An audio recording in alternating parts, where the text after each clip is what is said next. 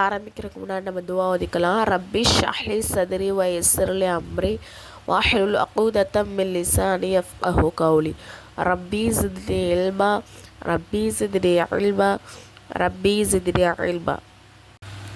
அடுத்த படம் வந்து வீரம். அதாவது அனஸ் ரலியல்லாஹு அன்ஹு அவர்கள் வந்து கூறுறாங்க, நபிஸல்லல்லாஹு வந்து ஒரு மிகப்பெரும் வீரராக வந்து இருந்திருக்காங்க. அவங்கள விட மிகப்பெரிய வீரர் யாருமே கிடையாது. ஒரு தடவை வந்து மதினாவில் வந்து எதிரி வந்துட்டாங்க அப்படின்னு சொல்லிட்டு ஒரு அதாவது பேச்சு அடிபடுது. மக்களிடையில் வந்து ஒரு மிகப்பெரிய கூச்சல் வந்து உண்டாகுது. அப்போ அந்த காலத்தில் வந்து கஸ்ஸானி அப்படிங்கிற வந்து மிக பிரபலமான ஒரு என்ன சொல்கிறது ஒரு அடியாளாக இருந்திருக்கான். சரிங்களா, மக்களை தாக்குறதுல. அப்போ வந்து அவன் தான் மதினாக்குள்ளே வந்துட்டான் அப்படின்னு சொல்லிட்டு மக்களிடையே கூச்சம் ஏற்படுது. அப்போ ரசூலா என்ன பண்ணுறாங்கன்னா, ஒரு சாதாரண குதிரையில் ஏறி போய், கடிவாளம் கூட இல்லாத ஒரு குதிரையில் ஏறி போய் அவங்க மட்டுமே சரிங்களா என்ன பண்ணுறாங்கன்னா, அதாவது மதினாவுக்கு வெளியே போய் சுற்றி அரைச்சிருக்காங்கன்னு சொல்லிட்டு தனியாக போய் பார்த்துட்டு வரக்கூடியவங்களாக இருந்திருக்காங்க. அதே மாதிரி சஹாபாக்கள் ஒவ்வொருவரும் வீரம் நிறைந்தவங்கள தான் இருந்திருக்காங்க.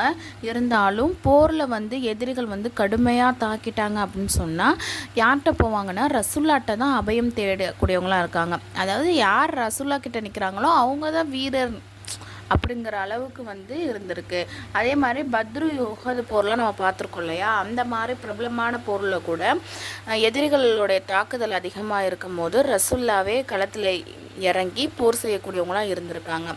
அந்த போரில் கூட எனது ரசூல்லாவுக்கு பல காயங்கள் ஏற்பட்டது உண்டு. அதே மாதிரி ஹுனைன் போரில் வந்து அந்த எதிரிகள் என்ன பண்ணுறாங்கன்னா, முஸ்லீம்கள் மீது என்ன பண்ணுறாங்கன்னா, பாதங்கள் தடுமாறும் நிலைக்குலையும் அளவுக்கு என்னது கடுமையாக அம்பை வந்து எரிஞ்சுக்கிட்டே இருக்கிறாங்க. அதாவது அம்பு மழைன்னு கூட சொல்லலாம். மழை பெஞ்சால் எப்படி தொடர்ந்து பெய்தோ அந்த மாதிரி அம்பை வந்து தாக்குதல் பண்ணிக்கிட்டே இருக்காங்க அம்பை வச்சு. அப்போ ரசூலா என்ன பண்ணுறாங்கன்னா, கழுதை மீது உட்காந்து என்ன பண்ணுறாங்கன்னா, எதிரியை முன்னோக்கி போகிறாங்க. அப்போ வந்து சஹாபாக்கள்லாம் பிடிச்சி இழுத்து நீங்கள் போகாதீங்க ரசூலுல்லா அப்படின்னு சொல்லும் போது ரசூலா என்ன பண்ணுறாங்க, இல்லை நானே போய் தாக்குறேன்னு சொல்லிட்டு அந்த எதிரிகளை போய் தனியாக போய் நின்று தாக்குறாங்க. அதே மாதிரி ஹல்ரத் பரா ரலியல்லாஹு அன்ஹு அவர்கள் வந்து வீரமானது ஒரு சஹாபி ஆவார். அவங்க வந்து அவர்கிட்ட வந்து ஒருத்தவர் கேட்குறாரு, நீங்கள் ஹுனைன் போரில் வந்து விரண்டோடிட்டங்க. அதாவது அந்த பர்ரார் அலி வந்து மிகப்பெரிய வீரர். அவர் கூட என்னது அந்த ஹுனைன் போரில் என்ன பண்ணுறாங்கன்னா, என்னது அம்பு மலைன்னு சொன்னோம் இல்லையா, அந்த மாதிரி தாக்குதல் நடத்தும் போது என்ன பண்ணுறாங்கன்னா விரண்டோடிட்டாங்க. நீங்கள் வந்து விரண்டோடிக்கிட்டீங்க தானே அப்படின்னு கேட்குறாங்க. அதுக்கு வந்து அந்த பர்ரார் அலி சொல்கிறாங்க, ஆமாம் அது உண்மைதான், சரியான மாதிரி தாக்குதலாக இருந்துச்சு. ஆனால் வந்து அந்த நிலைமையில் கூட ரசூலா என்ன பண்ணலை, கலங்கலை, அவங்க வந்து பின்வாங்கலை. அல்லாஹ் மீது ஆணையாக போர் மிகவும் தீவிரடைந்த போது நாங்கள் என்ன பண்ணிட்டோம், ரசூலாவை வந்து அடைக்கலம் அடைஞ்சிட்டோம் அப்படின்னு சொல்கிறாங்க. இப்போ தான் அவங்க சொல்கிறாங்க, யார் வந்து ரசூல்லா கிட்ட வந்து அடைக்கலம் போகிறாங்களோ அவங்க தான் மிகப்பெரிய வீரராகவும் கருதக்கூடிய நிலைமை அப்போ இருந்துச்சு அப்படின்னு சொல்கிறாங்க. ஹவாஜின் கூட்டத்தாரின் எதிர்ப்பதில் முஸ்லீம்களின் பாதங்கள் என்னது ஆரம்பத்தில் சற்று நிலை தடுமாறிய போது நபியவர்கள் என்ன பண்ணுறாங்கன்னா தனித்து விட்டன. அப்போது நபியவர்கள், நான் உண்மையான நபியாவேன், அப்துல் முத்தலிஃப் வாரிசாவேன் என்று உறக்க முழக்கமிட்டவர்களாக அப்பாஸ் அலி அவரிடம் அம்பெய்பவர்களை அலையுங்கள் என்று கூறினார்கள். அப்பாஸ் அலி அவர்கள் நபியவர்கள் குதிரையின் கடிவாளத்தை பிடித்தபடி ஓடி வந்து கொண்டிருந்தார்கள். அவர்கள் உரத்த குரலுடையவர்களாக இருந்தார்கள். முஸ்லிம்களை அவர்கள் அழைத்ததுடன் அவர்கள் அனைவரும் திரும்பி வந்து போர் செய்தார்கள். இறுதியில் யுத்தத்தில் வெற்றி பெற்றார்கள். அதாவது ஃபஸ்ட்டு ஸ்டார்டிங்கில் முஸ்லீம்கள் வந்து என்னது தோக்குற மாதிரி போகிறாங்க. அப்போ ரசூல்லா என்ன பண்ணுறாங்கன்னா, அந்த இதில் அதாவது வாகனத்தில் மீது ஏறி சவுண்டாக வந்து அப்பாஸ்லியை வந்து கத்த சொல்கிறாங்க. சரிங்களா, அந்த குதிரை மேலே ரசூலா உட்காந்துட்டு அப்பாஸ்லி குரல் வந்து ரொம்ப சத்தம் வாய்ந்ததாக இருந்திருக்கு. அப்போ வந்து அவங்க என்ன பண்ணியிருக்காங்கன்னா, இந்த ரசூலா சொல்கிறாங்க, நீங்கள் அம்பை வீரர்களை வந்து சப்தமிட்டு கூப்பிடுங்க அப்படி சொல்லும் போது ரசூல்லா போக போக அவங்களுடைய கடிவாளத்தை பிடிச்சிக்கிட்டு அப்பாஸ் அலியும் கத்திக்கிட்டே போகிறாங்க. அம்பை வீரர்களே வாங்க அப்படின்னு சொல்லிட்டு எல்லாரையும் ஒன்று கூட்டி மறுபடியும் போர் நடந்து எனது இறுதியில் யுத்தத்தில் வந்து வெற்றி அடைஞ்சிட்றாங்க. இதில் ஃபுல்லாகவே ரசூலுடைய வீரத்தை பற்றி, அந்த தைரியம் வீரமிக்கவங்களை பற்றி தான் அந்த சம்பவம் எல்லாமே இருக்கும். சரிங்களா? அதுக்கப்புறம் வந்து உபை பின் கலஃப் என்பவன் நபியவர்களின் கொடிய விரோதியாக இருந்திருக்கான். அவன் வந்து வீரமுள்ளவனாகவும் தந்திரக்காரனாகவும் இருந்தான். அவன் வந்து 1000 வீரருக்கு நிகரானவனாக என்னது அந்த காலத்தில் வந்து கருதப்பட்டிருக்கான். அப்போ உஹது போரில் வந்து அவன் தனது வலிமையான குதிரை மீது அமர்ந்து யுத்த வர்றான். அப்போ ரசுல்லா தேடிக்கிட்டே வர்றான். சரிங்களா?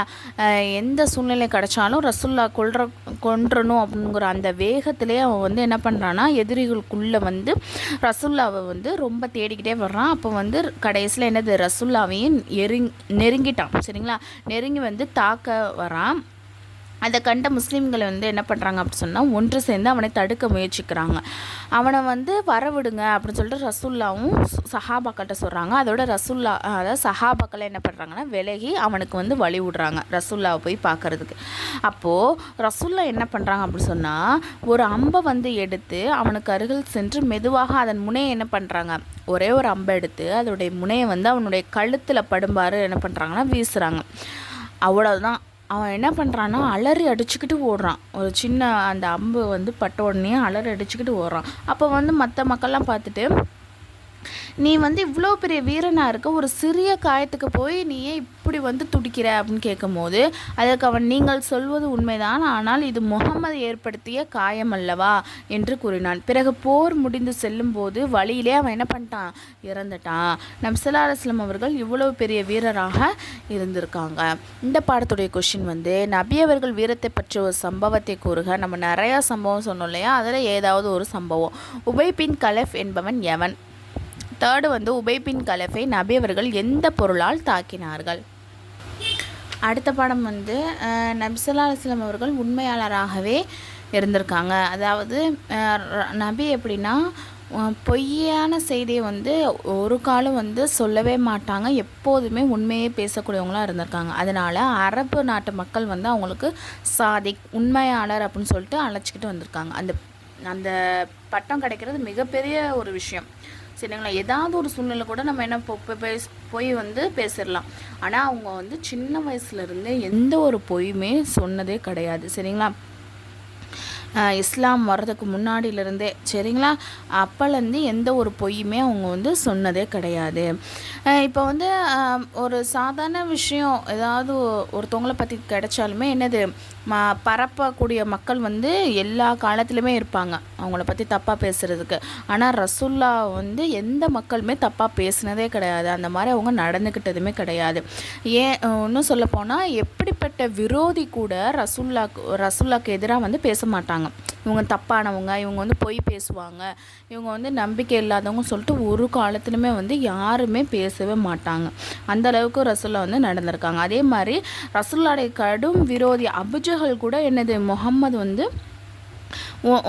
நீங்கள் வந்து சொல்கிறது வந்து நாங்கள் பொய்ன்னு சொல்ல மாட்டோம், ஆனால் நீ கூறுவது தான் எங்களுக்கு என்னது சரியாக தெரியலை.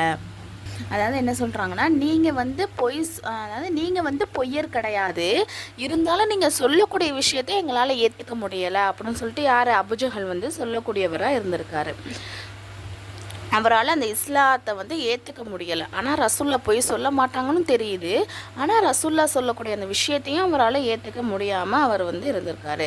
அப்புறம் வந்து பத்ரு போரும்போது மக்கா காஃபிர்கள் முஸ்லீம்களுடன் என்ன பண்ணுறாங்க, சண்டை செய்தன. அப்போது குரேஷி படையினின் தலைவர்களின் ஒருவரான அபுல் பஹதரி என்பவர் அபுஜஹலிடம் நபியவர்களின் பக்கம் சுட்டி காட்டி, உண்மையே சொல், இந்த மனிதர் எப்படிப்பட்டவர் என்று கேட்டார்.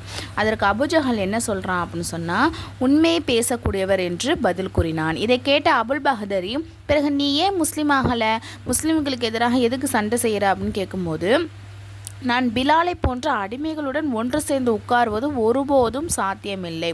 அதாவது பிலால் ரலிங்கிற அவங்க வந்து ஒரு அடிமை. சரிங்களா? அப்போது இந்த அபுஜஹல் வந்து ஒரு பணக்காரவன்.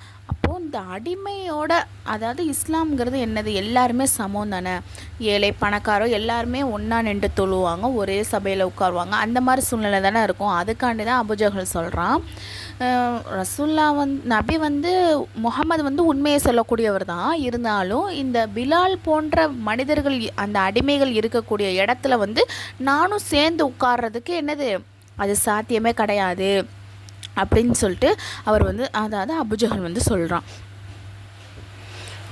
அதாவது பிலால் ரலி வந்து அந்த காலத்தில் வந்து அதாவது சொன்னோம் இல்லையா, அடிமையாக இருந்திருக்காங்க. அதனால் மிகவும் வந்து அவங்கள வந்து இழிவாக வந்து கருதியிருக்காங்க மற்ற மக்கள்லாம். அபுஜஹலுக்கு பிறகு நபி அவர்களை எதிர்ப்பதில் மிகவும் தீவிரம் காட்டியது யார் அப்படின்னு சொன்னால் அபு சுஃபியான் தான். இவர் ஒரு தடவை வந்து ரோம் நாட்டு மன்னர் ஹெர்கலினாவைக்கு சென்றார். நம்ம வந்து ஃபஸ்ட்டு பார்ட்டில் வந்து பார்த்துருப்போம்.